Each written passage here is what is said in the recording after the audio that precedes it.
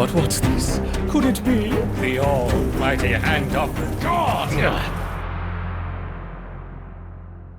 Empires of the Undergrowth is not a game I would usually play. For one, I don't like ants. Any creepy crawlies really. If it's got more than 4 legs, I'm not interested. I've seen the game kicking around on Steam, and to me it seems like a novelty, a fun concept, an interim title, just not my sort of thing. Had Hooded Horse not sent me over a key, I probably never would have played it. After trying it, and I don't say this lightly, it is one of, if not the best strategy games I've played in years. There's so much variety in the gameplay, and its unique approaches go far further than just being novelties. It kept hitting me with the element of surprise. I kept wanting to tell someone about all the cool things my ants were doing. Well, now I finally can. Each match starts with humble beginnings, a queen and a few workers, and from there you'll dig, discover, explore and conquer until you are the last colony standing. You'll mark out brood chambers, scour the surface and underground for resources and food, and fight back any predators that threaten your livelihood. The challenges of the world will require you to prioritize, organize, and balance risk versus reward. Whether you're sending out strike teams to conquer behemoth beasties or defending supply lines with a few bulky mages, each mission and colony will demand a different approach. It has one of the most engaging RTS campaigns I've played in years, a bunch of alternate game modes, and it's simply a breath of fresh air. It keeps flipping the script on you, demanding you think about the game in new ways. New colonies function differently, missions all have a wide range of objectives, enemies all require a fresh approach to tackle. This unassuming package is so surprisingly densely packed and complex. Kinda like an ant colony, I guess. So today we're going to burrow into this hidden gem of a game, and maybe by the end you'll see why this has exploded through the door to become my new favourite strategy game.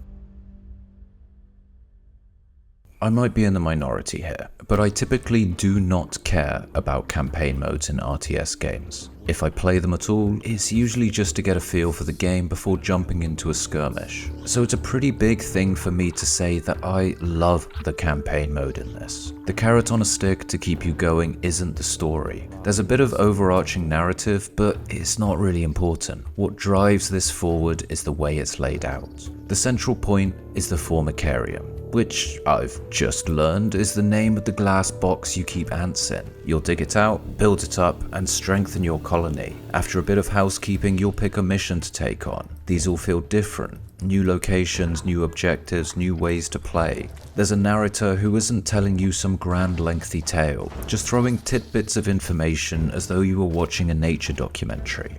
The workers have uncovered carnivorous larvae of Ocypus olens, the devil's coach horse.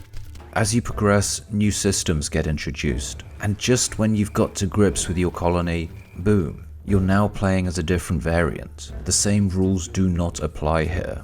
You're no longer scavenging for dead morsels to eat, but looking for leaves to cut, decompose, and feed your brood with. Is brood the right word? My ant terminology is pretty rubbish. Please correct me when I'm wrong. Every mission provides rewards for you to take back to your Formicarium, the big ant box, and develop your hub colony. At first I thought this was just a bit of busy work to pad out the game, but no, it's all for something. Every few missions you have a gateway event, the rehousing of your colony. But before you get comfy new digs, the 2 scientists conducting experiments on you and your queen will put you through your paces. And this is where you learn that one of said scientists is actually a lunatic. Whoops! I seem to have dropped my beetles. I hope they don't harm the little ants.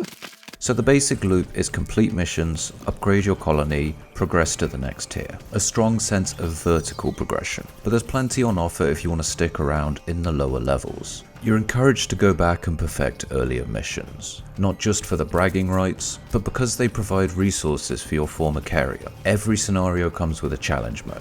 These might introduce new enemies or trigger alternate events. It'll make you approach your goals in a different way. For instance, here, I've got beetle larvae in the sand that'll pop up and gobble any passers-by. What this does is present a decision. Do you risk losing numbers to try and clear these tricksy enemies? Or do you just avoid them, essentially closing off big chunks of the map? You're playing the same scenario, but not in the same way. On top of those, there's challenge achievements. Now, I know some of you don't care about that sort of thing. I like them, especially the ones that dictate the way you play. Say, not building any more worker units, or killing half a dozen strong enemies in the first 5 minutes of a mission. These will shape your strategy and result in decisions that are starkly different to your original approach. Now, I really had fun with these, and they weren't easy. I am not too proud to admit that some took quite a few tries, but I didn't keep coming back due to frustration, trying to finish for the sake of finishing. I kept coming back because I was having a great time. For someone who doesn't usually bother with the campaign in RTS titles, I was hooked on this. It felt fresh, but that's not to say there aren't plenty of other things to do. If you want to take a break from your custom ant colony, you can try your hand at the game's skirmish and free play mode. This can be a simple fight against the AI, or something a bit more ambitious. There are several preset modes, each with their own objectives and win conditions, and all of them can be tweaked and tailored to your heart's content. Whether it's standard domination, a growth challenge, a race to hunt deadly predators, wave defense, survival mode, whatever, there's loads you can do here. Outside of that, there are yet more scenarios and levels, crafted experiences that offer a change of pace from the campaign. And there's also this, the battle arena. Basically, a way for you to channel your inner lunatic scientist from the campaign, pit all manner of bugs and beasties against each other and see who comes out on top. Great for asking life's burning questions like, how many American bullfrogs can my PC handle? A few less than this, apparently. One potential deal breaker is that there is no multiplayer. The game is built and balanced around solo play, and throwing in multiplayer functionality basically means tearing everything down and rebuilding from the ground up. It's a 3-person studio, so it's a lot easier said than done. Honestly, I'm okay with this. It is such a content-rich game that I don't think it needs multiplayer matches to fall back on. And my belief is that an RTS doesn't need to be a cutthroat, no-holds-barred multiplayer experience. It can just be a really nice solo PvE game. Though, not everyone shares that sentiment, so make a note of that. I came into the game not expecting to like it much at all. Best case scenario, it would feel different from the pack, and while I had fun playing it, I wouldn't come back on my own accord. Empires of the Undergrowth has comfortably surpassed those expectations. It's an unassuming package, but it does a lot of things very well. There is a ton of variety. The campaign keeps making you discover new ways to play. New colonies function in different ways. The same fundamentals are present across the board, but the way it spins out little details means you never feel stuck in a rut. The same goes for enemies. They each have different attack patterns and abilities. They'll require alternate approaches. Some it's best to keep a distance from. Others, you'll want to get all up in their business and send warriors crawling across their back. One smaller aspect I appreciated was that it isn't very micro heavy. It's the macro decisions that are important. You can't individually control movements for each unit. You just place down a pheromone marker and they go towards it and gather or kill anything in their path. It's your decisions that matter, not your reflexes. Okay, sometimes your reflexes, but 99% of the time, you aren't winning because of high APM, but because you made a series of smart strategic decisions. The overarching thing that sets this game apart comes back from my original sentiment of the game. It was a novelty. It looked quirky, but I didn't really want to play it. Now that's because I've played plenty of things in my time that are a great idea, but the execution is lacking. The end result just isn't much fun, but it still sort of stands up because the concept is so novel. But that isn't the case here. Yes, on paper, it's a really great idea for a strategy game. Building an ant colony, exploring the land and fending off opposing species. Bringing down predators and gaining dominion over the land. It is a great pitch, but this is one of the few games that takes a lightning in a bottle idea and sticks the landing perfectly. Everything clicks into place and makes a good idea into a great game. My overall opinion on Empires of the Undergrowth is, if it's not already obvious, very positive. That's not to say perfect, there were some issues that stuck out. Some campaign missions can drag on, and there is no save function. The dev has spoken about this, basically saying it's a huge thing to implement because of all the scripted events, and they are a tiny team. The reasoning does make sense, but it is still worth mentioning as it might turn you off if you've got limited time to play.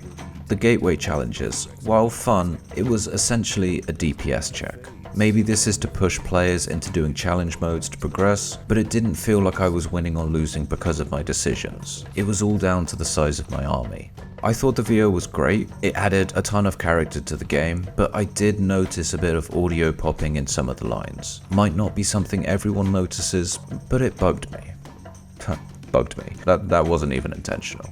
Also, I won't include the lack of multiplayer on my list because personally it doesn't affect or bother me, but that might be a big thing for some folks, so keep that in mind. If you want to style on other players in online ladder mode, this probably isn't the game for you. But those bugbears don't come close to despoiling the game for me. The positives are overwhelming. The setting is unique and well executed. Gameplay is engaging and full of surprises. It's probably got the best campaign of any RTS I've played. Not driven by story, but good gameplay. There's a huge variety throughout, in missions, colonies, enemies, objectives, you name it. Fundamentally, it employs one simple concept perfectly. Less is more. You don't feel like you need to micro till you develop carpal tunnel to win a scenario. You just need to make the right decisions. You don't have dozens of units to choose from, just 3 or 4, but they each have a place, a use, and a purpose. The colonies feel familiar enough to each other, but the small details result in very different playstyles and priorities. It's just a great game. I wasn't sold on it prior to play, but I began singing its praises almost immediately. I think if you're on the fence on this, or have had it sitting on your wishlist for a while, pull the trigger.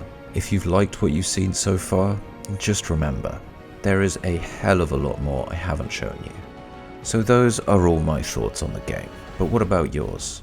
If you played the game during early access and can offer any additional insights, please get your voice heard in the comments section. Or if you now feel particularly compelled to try the game, tell me what swayed you.